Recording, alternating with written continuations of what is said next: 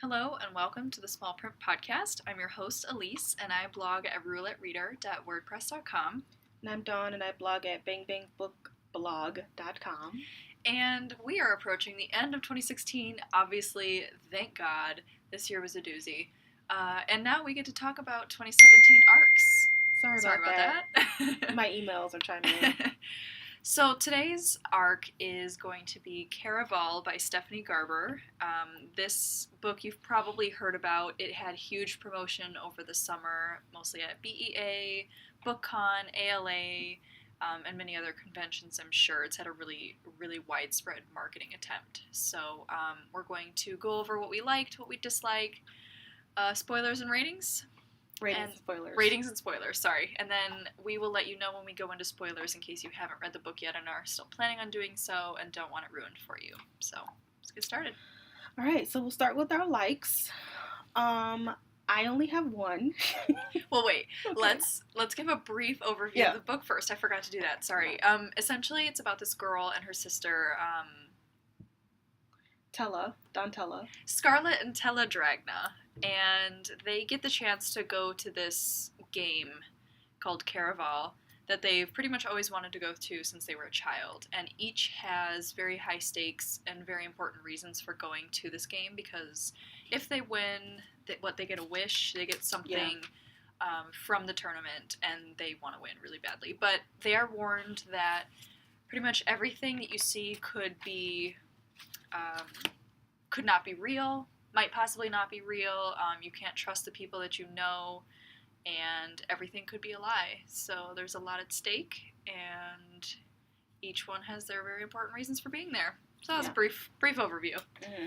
I love the concept of this book. First of all, the idea of competing in a fantastical game where everything could be a lie is really intriguing to me, and I think both of the sisters' reasons for being there are decent. You know, Scarlett wants freedom, Tella wants freedom in her own way, and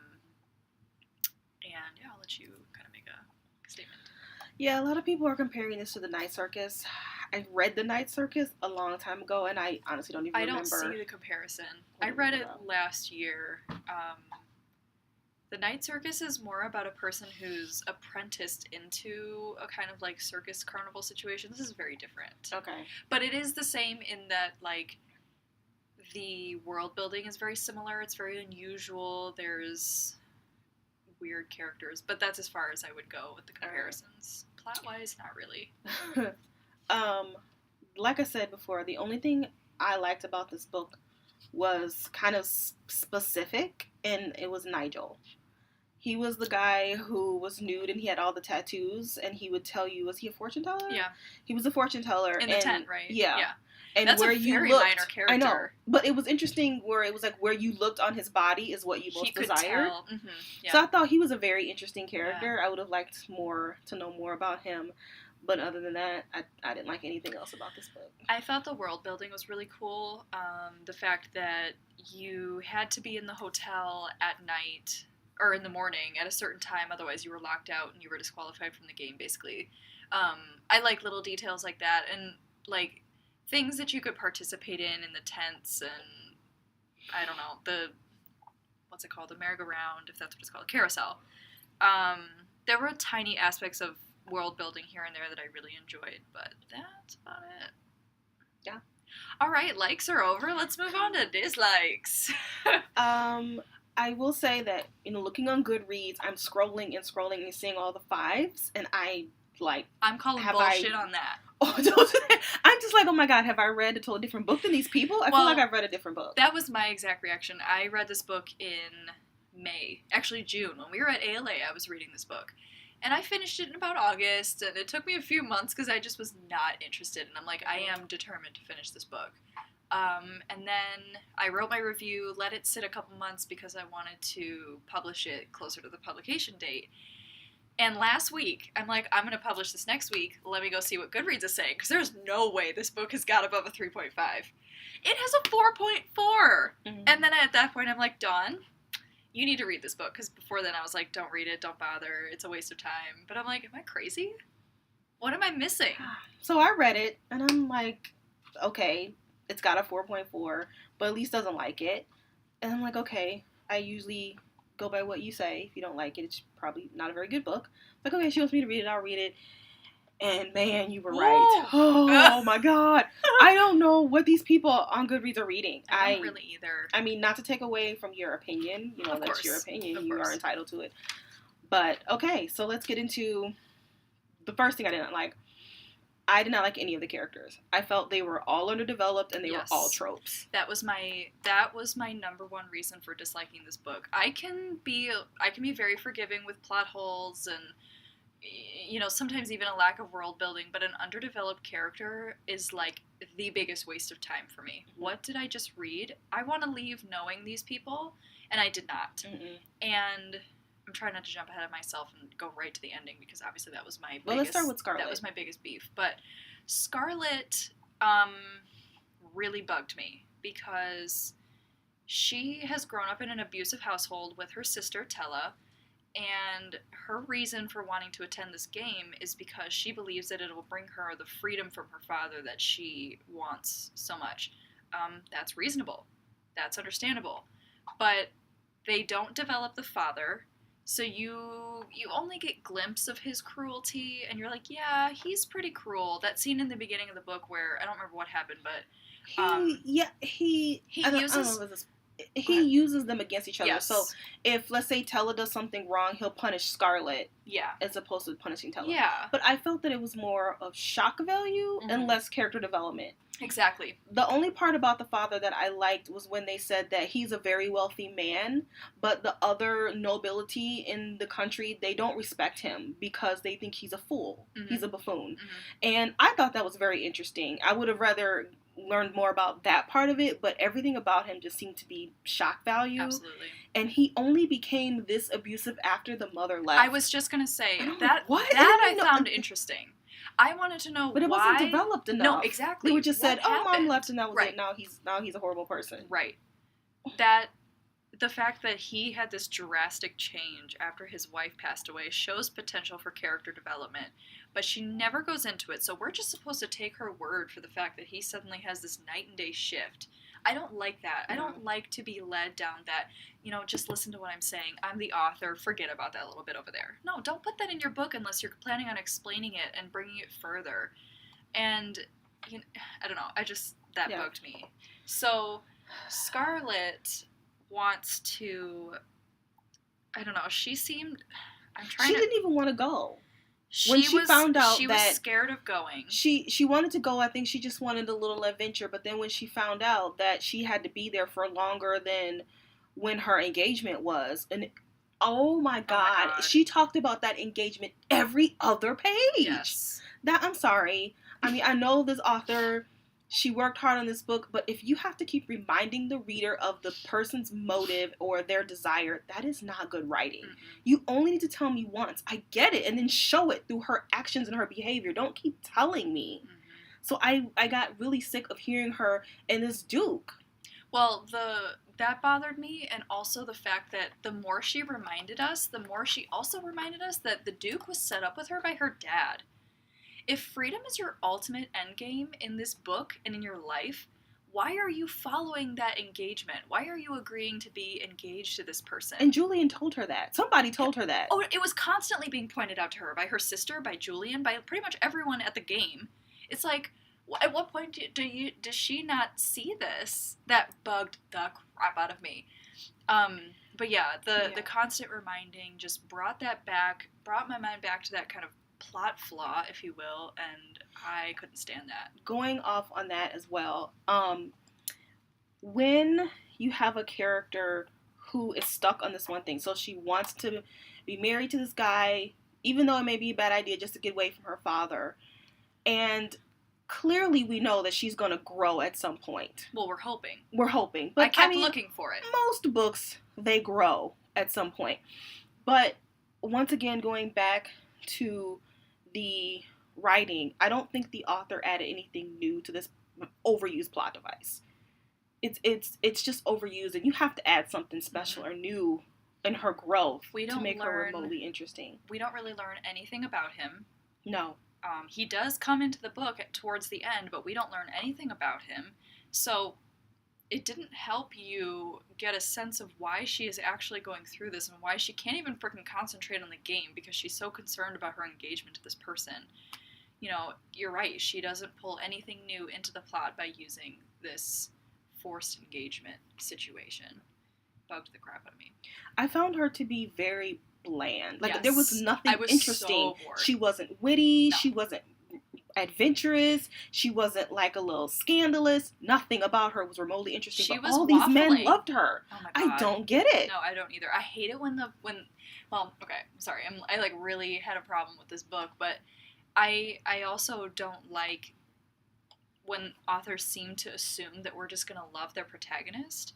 Like, no, you have to develop this character. You have to give us something more. And they didn't give us anything except her love for her sister, which was great. But the sister was the more interesting person. Mm-hmm. I wanted to know more about Tella, and she is not in this book at all once they get to the game because they were separated.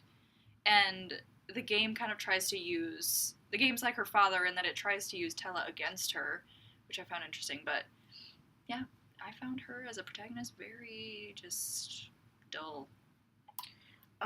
Anything else about Scarlet? Nope. Julian. So now we have this hot guy, this brown hot guy, and he's a bit of a flirt, and that's kind of all that we know. He's also a trope. Just because he's very attractive and he's a little distracting, oh my God, I'm marrying the Duke, but oh, this guy over here is so hot. It's like, that's not character development. Like, he also, once again, was a trope. I kept waiting for him to betray her. I don't know if you got the same sense, but I felt like I think that was intentional, though. I was going to say, I felt like we were being led through this sort of, he's going to do something wrong. But then it didn't work for me because the author also has Scarlet trying to trust him.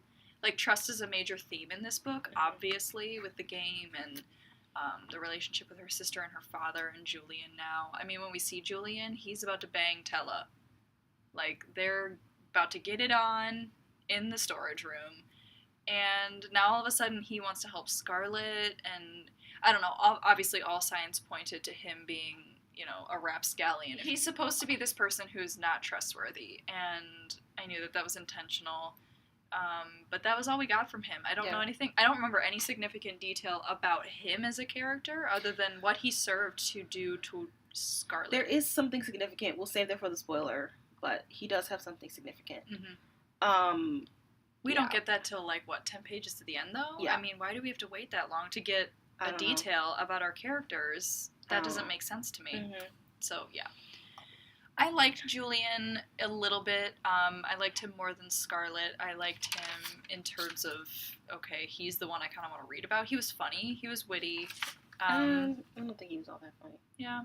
I don't know. He had a good mystery to him because he kept disappearing. Yeah. So that was okay. I'm like, okay, he's a little mysterious. That's interesting.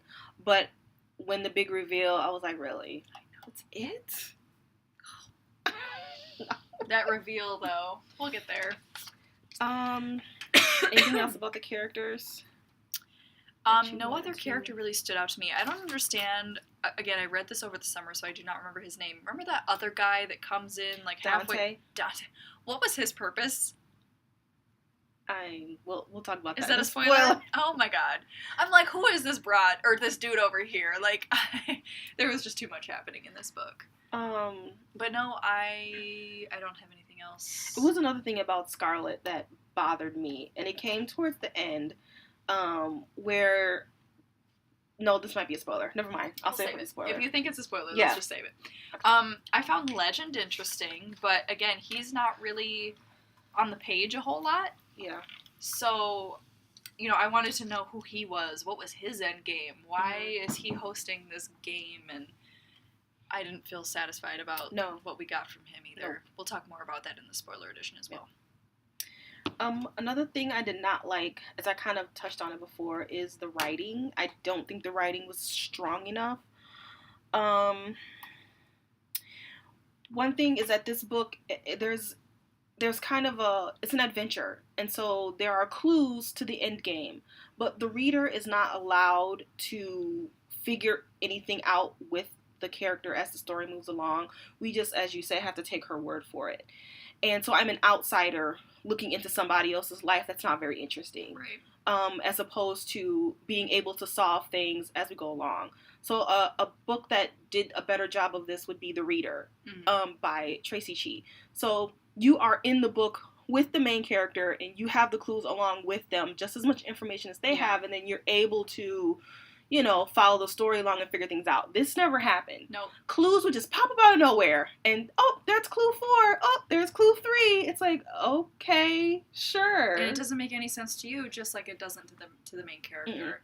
And that whole process is extraordinarily frustrating, especially because you have a main character that's distracting you as the reader from the clues, because she's so fixated on this like quest for true love. I hated that. I don't like romance in plots in general, and when the character is reminding me every page, like you said, about the engagement and about the love and about this and about that, I'm like, you know what? Is this about her romance or is this about the game? I wanted more of the game, and I didn't because of what you just brought up. Yeah. Exactly. I also felt that there was too much going on. Absolutely. Like, too much. Way too much. So we have the grandmother. Then we have Rosa, this death of this girl. Then we have all the clues for the wish. Then her sister gets kidnapped. That may be a spoiler. Then there's Legend. Then there's this thing where she can see color and something about the color. And then like her dress her freakishly clothing changes. Yeah, her clothing can we changes pick every something day. and go with my it? God. Yeah, and then is that a spoiler about the well, about the carousel and the well thing going down? Maybe. I mean, not really. She finds this thing. I don't know. It's like literally something is happening on every page, and you're like, hold on a second. But it's just all over the place, and most of it doesn't even come full circle. No, it doesn't. It's just random. Just random crap. And like the pregnant girl and the do you remember the pregnant girl? Again, Dante and his sister. It's like, where are they from? Yeah. What is their purpose? Whatever. Well, yeah. It was just all over the place. It wasn't confusing, but it was just a lot of nothing. Yeah. So at the end of the book, you're like, well, what was the point? Can you tell me what the point of her dress changing was? I don't know. No, I have no idea. Did that drive the plot at all? No, because I kept waiting. I think it was just another bit that was supposed to be cool. It was probably another little world building bit. Okay. That's all I got from it. It like brought her insecurity, because sometimes it would be super revealing, or like a color that she wouldn't normally wear. It's like, okay, now I'm really annoyed. That's another thing that pissed me off. Every dress she wore, it's flimsy. They can see through my dress. Oh my God, no wonder he liked me, because my dress is so thin. Like, you don't know how many times I highlighted flimsy dress. Flimsy dress. I'm like, girl, you're killing me. No. What is the point of that? She wasn't particularly sexual. No. It wasn't like she had big boobs. Oh my God, Scarlett was nothing. the opposite of sexual. Even in her mentality. It's not, that's not the point of the book either, but she had no desire to do anything but get in, get on, and get out. What? The dress contributed nothing to that. I guess it was supposed to make her the opposite of her sister, who's 15, by the way, and banging dudes all over the place. We won't even mention that. But anyway, fine, I'm sure, okay. But I guess that was supposed to be her, like, Donatella is the sexy one, and I'm the more demure one. That's the only reason why she kept pointing out the flimsy dress. It just annoyed the bejesus out of me. And then another thing that got me was the writing was a little uneven. And by a little, I mean a lot. So like what? The dialogue was once again not particularly interesting or dynamic. It was just, hey, what are you doing? I'm going over here. You come with me? Yeah, it was like that. But then every once in a while, and I had to highlight this one, these incredible metaphorical phrases would just come out of nowhere. And my favorite one was, a tingle of periwinkle curiosity prickled her senses. What the fuck does that mean?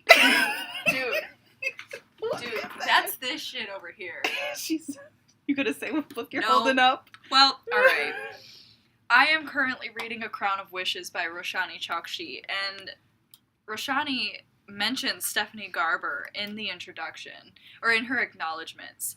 And Caraval and A Crown of Wishes have a very similar plot, so I'm wondering who inspired who, or if they kind of, worked on their books together or whatever. But Roshani does the metaphorical like visual language very well, and it works in her book, but that's because we've come to expect that from her because it's consistent, it contributes to the plot, and it is beautiful. And Stephanie Garber's writing is not that way. She has a very different writing style, and that's fine. But I was also distracted by that because you'd have very bland dialogue, and then all of a sudden this kind of lyrical language out of nowhere, and you're like, wait, what? Now we know where that came from. Oh no. Yeah. So FYI. The other thing I had, I think this may be it, is, well, there are two more things, is that it seemed like, and I don't know if this happens in a lot of books that I read, but I don't think it is, but it seemed like almost every action was because of a man, whether it was the father or Julian or the Duke or Legend. This book everything was about a man. What is that test called? The Bechdel test, where two females do not talk about anything other than a man. Yes. This book does not pass the Bechdel test at all. No. Even her sister. The only thing they talk about is their father, and then Julian. And then when she meets that one girl, what's her name? The one she meets at the end. Aiko? Asha? Aiko. She talks about Legend and Julian. They don't talk about anything else. This does not pass the Bechdel test. So if that's a big thing for you, skip it. Yeah, and that's what I was going to say. The relationship with her sister, which was what is leading her to do everything, it was way underdeveloped. She's in the beginning, she's in the end, and that was really it. Yeah, I don't know. And the whole, I'm going to save that for the spoiler edition, sorry. That's another thing that I wrote down that I thought was quite interesting about Scarlet, and this might be going to the uneven writing, is that at the very end, this might be a spoiler. If it's anything about the end, then yes, it's a spoiler, because the end was way out of nowhere. Okay. I'll wait. Save it. Okay. That's all I really have.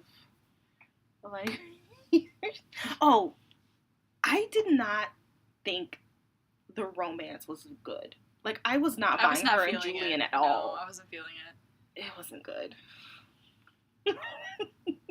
There would be, like, moments in the book where it was something cool happening. Like, when they go down, they're like, running through this tunnel, and then they're in this weird cavern and the wall starts to close on them. I was like, oh, that's interesting, but then... Is it, though? That's straight out of Star Wars, man. Oh, it is? Oh, no. God. Okay. I guess that's it's the also trash Harry compactor Potter. Scene. Yeah, that's also in Harry Potter where he has to relax and then he, like, falls through the brambles. Yeah. Okay. Never mind. All right. You have anything else? I do not. Not until the spoilers. So, rating. I'm sorry, but this was probably the second worst book I read this year. This book was not good at all. I didn't enjoy it. And I read a lot of fantasy. Yep. I love fantasy. I'm very forgiving with fantasy. Very forgiving. Yeah, you are. I'm very forgiving. I think every author has something to contribute, and I know that we could pull that from Stephanie as well, but this book really bothered me. I ended up giving it a 3, but I'm actually going to bump it down because I gave it a 1.5. Ooh. I don't give out ones she does lot. not. I usually give books 3s. I was feeling generous when I stopped reading it, but that ending, which we will discuss, really just put the nail in the coffin for me. It's going down to a 2. This book was bad. I'm so sorry. I know. I'm trying to be. That's you trying. Here, but, Okay, so let's move to the spoilers. Yeah. Okay. So we are now going to talk about the book in depth through spoilers. So if you have not read the book, you may end the podcast now. We podcast every Thursday. So look for us then. We are at Small Print Pod. But we are going to start our spoiler edition of Caraval in 5, 4, 3, 2. All right. Oh my God. All right. So for me, another thing that bothered me was the pacing of this novel. We have this long, drawn out, not interesting scene in the beginning. I'm sorry. With her and her sister at the beginning, where we're kind of getting the world building, we're getting it set up. And then they go to oh my God, after much waffling, they go to the game, And then it was like random event after random event after random event with the story seemingly going nowhere. That's why I stopped reading, because I was like, what is happening? And then the ending is like, here's all the information you needed to know at once. The info it was dump. one big I forgot the info dump. And that is my number one pet peeve in a book. Oh my god. No. This is a narrative story. This is not a history book. We don't need the facts one after another. You're supposed to weave it into the narrative and make the ending a conclusion to what you have set up. There was nothing set up. No. Not a single thing. Oh my god.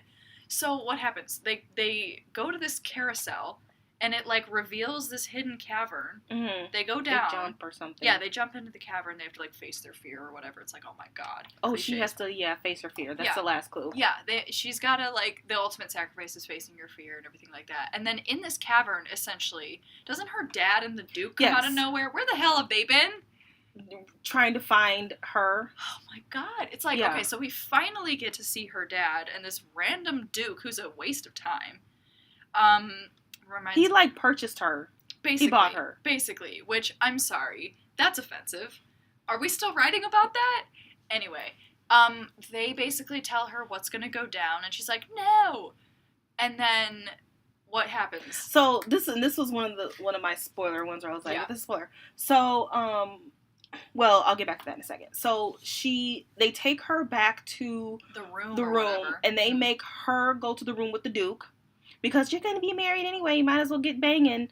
And then Julian goes, he that's cuts what's his on face. your mind right now. I mean, come on. A woman wrote this book. Oh, God. The dad cuts Julian's face, and now he's not hot anymore. He's got a scar. She's going to have to love him through his flaw. Jeez. And so Julian goes with the father, and she is with the Duke. And then she outsmarts the Duke by throwing some kind of sleeping protection. I don't even remember where that came from. And he can't get to her. And Julian comes in, and they leave. Mm-hmm. And then they somehow find Tella. Yeah. Tella has been in a room that Legend specifically set up for her. So I'm hoping that at the end of the book, we're going to be able to see this person. Killed. He gets killed. Yeah. Air quotes. Air quotes. And that whole ending was just so convoluted. He gets murdered by Legend. Yeah. Legend. And then Legend takes Scarlet to Tella. Mm-hmm. And then Tella tries to persuade Scarlet that she's like gone crazy. And Tella has said that she has found love. And that she loves this new guy. I don't remember his name. I don't either. But Tella's like, no, or Scarlet's like, no, that's Legend. It's not real. This is all a game. Yeah.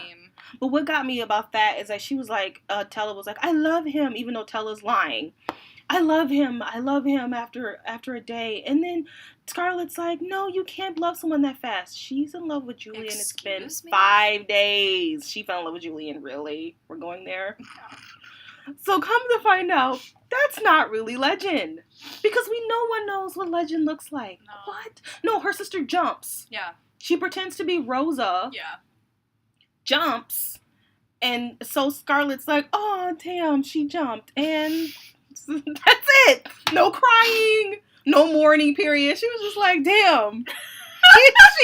She's dead. Julian's dead. And my life is over. Okay. Might as well marry the Duke. Like, what the hell? You have no resolve whatsoever. Oh my god. Yeah, the ending was so convoluted. And it all happened in the space of like 10 pages. And you're just reading like, what? Huh? Oh, no. No. Come on. It's just, oh my god. And not in like the dramatic Game of Thrones type way. It's just like, this is shitty. It's all info dumped because she eventually finds Donatella, who's not dead, and Donatella is basically telling her, I did this, da-da-da-da, he's not really Legend, da-da-da-da, this is what happened with Rosa, blah, blah, blah, and our grandmother, he didn't really hate her and our family, la-di-da-di-da. She's just telling her everything. Yeah, that is information that should have been evenly dispersed throughout the book, as Scarlet herself is also starting to explore the game and explore who Legend is through the game and herself, and it's like either our main character is so vapid that she wasn't paying attention to the clues, therefore not also communicating them to the reader, I don't know what happened there. No, But because when ultimately the author is Scarlet, and so she Right. should be telling us what's Right. happening. You know, and so when I got to that scene in the tunnel where the dad and the Duke pop out of nowhere and tell her what's going to go down, I'm like, oh, so this is how that ending is going to be. This is going to be an info dump ending. And at that point, I was like, And it was just so don't stupid care. because she was like, "Oh, Dad, I'm gonna tell her that you killed that kid and Julian if you don't go away." Okay, Oh. what? And so that was another thing that really bothered me, is that while they're being dragged back by Duke and her father, the whole time she's, "Oh God, I tried so hard and I gotta go back to this horrible father." The next paragraph, she figures out how to outsmart her father. Really? One paragraph, you're dumb, and the next one, sorry. you outsmarted him. Panic does not equal rationality. What the hell? Oh, come on. I mean, dang. And then Julian is Legend's brother. And none of that whole Rosa thing was true. Yeah. And why did that even need to be in the book? I'm not sure. I totally forgot about that. Who killed Dante? The dad killed Dante. Because I don't remember why. No idea. No, I don't... All of these secondary characters keep dying and falling off, and we're like, are we supposed to be caring about these people? Because I don't. I didn't care Julian died. I was just like, eh. I mean, I was like, oh shit, because... oh shit. Because he was more fun than Scarlet, but... God. Yeah, and then it's like, oh, P.S., I'm his brother. It's like, oh, really? Oh, I'm sorry. Why couldn't you have told us this earlier? I don't know. How, like... He couldn't, because Legend there was some spell put or a spell on everyone that they couldn't reveal the truth. Old. That is so old. That is called just... short corners. What is it called? I don't know. There's no such thing as short corners. Oh, short corners. Shortcuts. Oh. Shortcuts. We'll just give them a... They can't tell. Yeah, it's like a reverse Deus Ex Machina. Yeah. I cannot stand that. That's lazy. And it was something else at the very end that I was like, really? Oh. So it all basically was a setup for the... Okay, first of all, Donatella did all of this just to get away from their father. She had to go through some pretty huge hoops just to get away from the dad. And on top of that, she made a deal with Legend to see her mother. So now we're just being set up for book 2 because the mother was not mentioned at all. She just disappeared. We don't know why. Yeah. I was waiting for that to come into play at some point. Well, also, there's... Like, Legend has been a part of their family for a while because he had a relationship, it sounded like, with their grandmother. Yeah. How old is this guy? Or is he immortal? None of that was... He's immortal. Oh, okay. I did not remember that.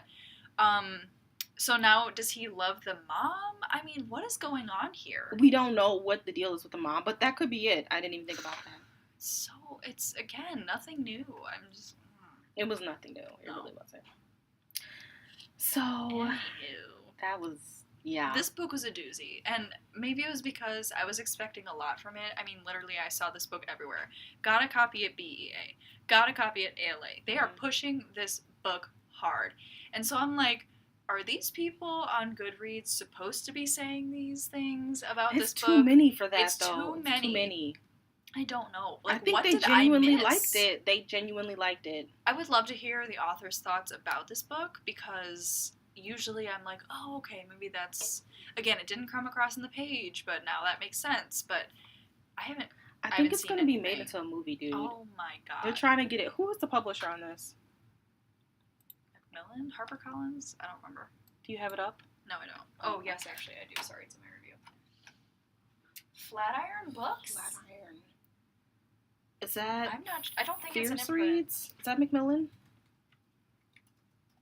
I'm Googling it. Oh my God. Macmillan. Yep, that's what I was right. And she's also Macmillan. There you go. Roshani Chokshi. Roshani Chokshi is also Macmillan. Which makes sense. Yeah, I remember because what's their names? The sticker that we get with the Anne and Talia, the little sticker on there. Yeah, that's their book. All right. So, anything else? No, I think we pretty much covered it all. I had really high hopes for this book. I love the concept of this sort of game where anything goes. You don't know what's what. It had a lot of potential, but unfortunately it didn't follow through for me. And that was why I was really just so disappointed. I was expecting more. Usually I'll give a book a 3 if I liked it halfway through. But I mean, like you said, that beginning was not even interesting. Like, nothing. The second that Scarlett opened her mouth, I was like, I know I'm not going to like her.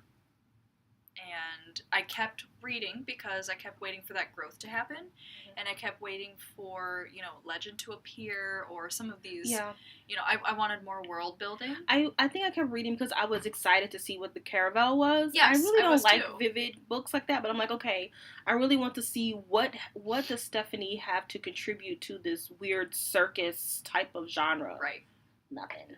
With the exception of Nigel, I don't think anything... Nigel was very interesting. Was all of that. I like that they could take, like, he could, the one where she had to pick her dress, and she had to change, she had to trade a day of her life. Yeah, she had to trade time. And she's cool. Thinking, because that's what I was thinking too, you're just going to take a day off the rest of my life. No, we want it now. I'm like, okay, well, that's kind of interesting. Yeah. A couple of things were interesting. Mm-hmm. And when they first entered the clock shop, and she lost time because the clocks were taking the time away, that's pretty interesting, but... Mm-hmm. She didn't really add much newness to this carnival genre. No. So if you wanted to read this book and didn't like it, or don't want to read this book now, I recommend that if you want something similar, either read, again, The Night Circus. Who wrote that? Morgenstern? Something like that. I'm sorry, I can't remember the author's full name. Erin Morgenstern, I believe. Or Roshani Chakshi's new book, A Crown of Wishes. Very similar plot, but very much more well-developed, better world building, better character development. Or reread Alice in Wonderland. There you go. The classic. Or, Splintered. That's got a weird... really good, too. Yep. Weirdness going on. Yeah, it does. A.G. Howard. Yeah. Quest that must be completed type situation. Yeah. All right. Well, thanks for joining us, and we'll catch you next week.